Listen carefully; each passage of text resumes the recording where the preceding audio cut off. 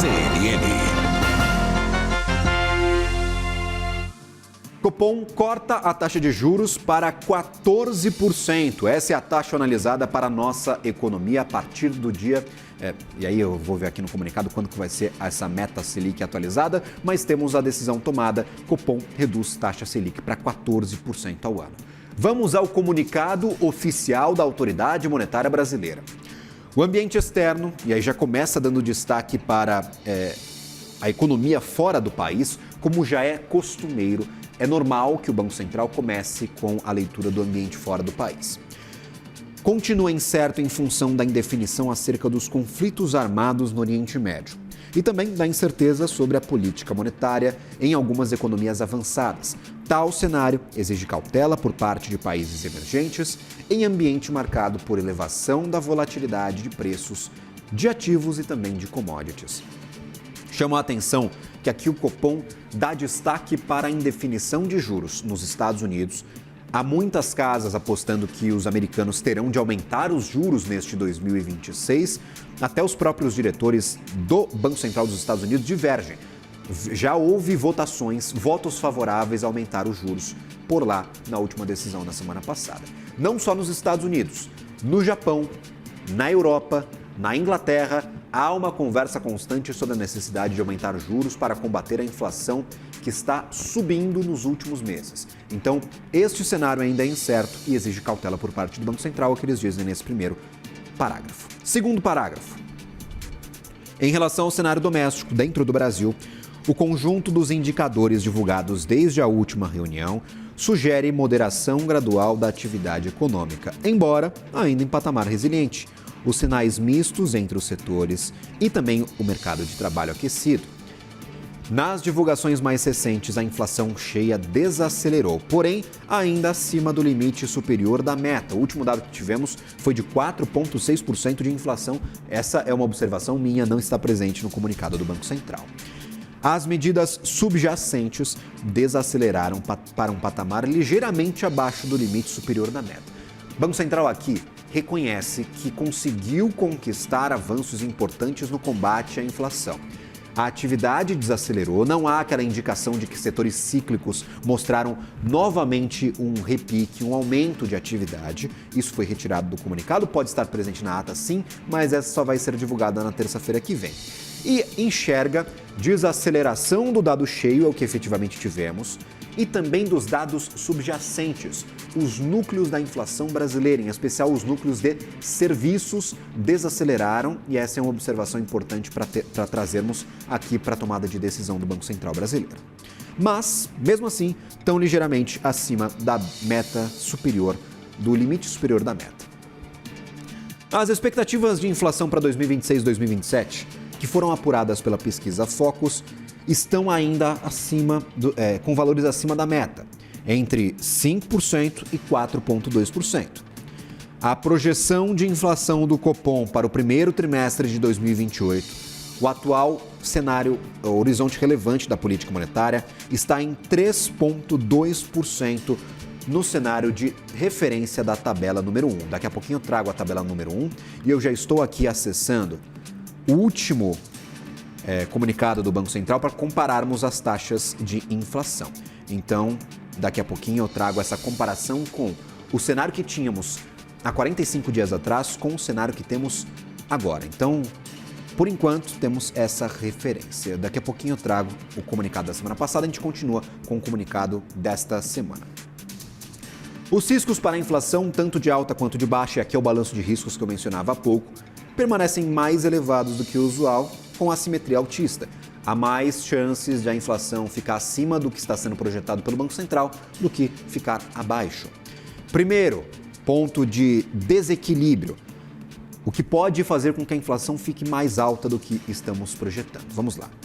Uma desancoragem das expectativas de inflação por período mais prolongado, com horizontes mais longos, incorporando impactos potenciais de segunda ordem dos choques de oferta relacionados a petróleo e os seus derivados, e os efeitos climáticos sobre produtividade agrícola e custo de energia. E aqui ele destaca quanto o petróleo vai ser levado em conta para as expectativas de inflação e o quanto o El Niño, que está sendo projetado para este ano, vai ser um El Niño forte na visão dos especialistas, pode fazer com que essas projeções de inflação fiquem mais desancoradas por mais tempo.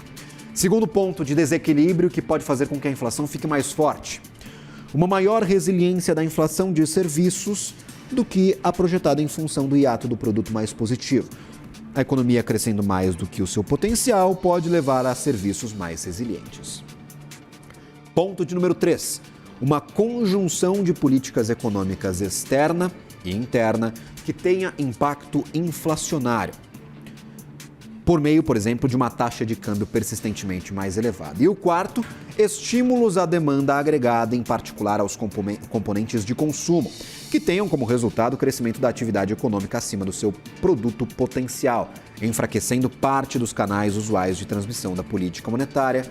Entre os riscos de baixa ressalto, e aqui só para ponderarmos, este foi o item a mais que recebemos na última reunião, estímulos à economia que em parte podem ser lidos como, por exemplo, as medidas fiscais de apoio ao crescimento e à atividade econômica no país, que podem fazer com que a atividade continue crescendo acima do seu potencial, mantendo o hiato do produto positivo.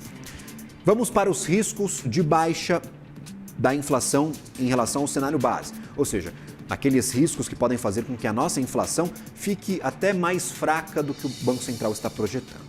Uma eventual desaceleração da atividade econômica doméstica de forma mais acentuada do que o projetado, tendo impactos sobre o cenário de inflação. Desaceleração global mais pronunciada decorrente dos choques de comércio e do petróleo. E também o cenário de maior incerteza. Terceiro ponto, uma redução dos preços das commodities com efeitos desinflacionários. Aqui entra, claro, o petróleo, mas também o minério de ferro, commodities agrícolas, que podem perder preço e fazer com que os custos da economia aqui no Brasil fiquem mais baixos. Seguimos com o comunicado. O comitê segue acompanhando como o desenvolvimento da política fiscal doméstica impacta a política monetária e os ativos financeiros. Reforça a postura de cautela em cenário de maior incerteza. Os indicadores correntes de atividade mantêm-se consistentes com uma trajetória de desaceleração no acumulado do ano. O comitê monitora com atenção a desancoragem adicional das expectativas de inflação para prazos mais longos, na medida em que esta contribui para a determinação dos preços e aumenta o custo da desinflação. Em decorrência da dinâmica dos riscos associados à evolução dos preços, o Banco Central e o Comitê de Política Monetária em especial reafirmam que a magnitude total do ciclo de calibração será estabelecida à luz de novas informações visando assegurar a convergência da inflação à meta. Aqui talvez uma indicação de que provavelmente este ciclo continue. Não há, pelo menos até este momento no comunicado, nenhuma indicação de que esta foi o último corte de juros por parte do Banco Central antes de uma pausa, vamos dizer assim. Ainda falam em ciclo de calibração e que o patamar terminal da Selic, ao final deste ciclo de calibração, vai ser dependente de dados. Não há indicação de que nós pausemos estes cortes de juros para a próxima reunião. Claro, há essa possibilidade, mas até agora no comunicado não há essa indicação. O Copom, portanto, decidiu reduzir a taxa básica de juros para 14% e entende que essa decisão é compatível com a estratégia de conversão da inflação para ao redor da meta ao longo do horizonte relevante, que, como eu disse, é o primeiro trimestre de 2028. Sem prejuízo ao objetivo fundamental de assegurar a estabilidade de preços. Essa decisão também implica a suavização das flutuações do nível de atividade econômica e fomento ao pleno emprego. Ou seja, o Banco Central novamente reforçando a preocupação principal com a inflação, mas também com a atividade e manutenção de emprego formal no Brasil. Cenário atual caracterizado por significativo aumento de incertezas, desancoragem das expectativas e riscos elevados em torno do cenário base, demanda uma serenidade e cautela na condução de política monetária. O comitê vai seguir acompanhando a evolução do cenário de forma a manter a restrição adequada para assegurar a convergência da inflação à meta. Votaram por essa decisão os seguintes membros: Gabriel Galípolo, Ailton de Aquino, Gilneu Vivan, Isabela Correia, Newton David, Paulo Piquete e Rodrigo Alves Teixeira. Então temos todos os diretores de política monetária do Banco Central Brasileiro, quer dizer, todos os diretores que participam da decisão do Banco Central Brasileiro, votando favoráveis a essa decisão. Vamos das comparações para o cenário de inflação. Houve uma redução da inflação projetada pelo Banco Central no modelo do BC para este ano, de 5,2% para 5,1%. No entanto, houve um aumento da projeção de inflação para o quarto trimestre de 2027, ou seja, melhorou no mais curto, mas piorou do ano que vem, de 3,7% para 3,8%. E houve a adição, agora sim, das projeções do Banco Central para o primeiro trimestre de 2028. Horizonte relevante, vamos dizer assim, da política monetária, como dizem os diretores em vários dos comunicados. A inflação no horizonte relevante, projetada pelo Banco Central Brasileiro, continua acima da meta de 3%, 3,2%, mas bem mais confortável do que os 5,1% que são projetados para o final deste ano.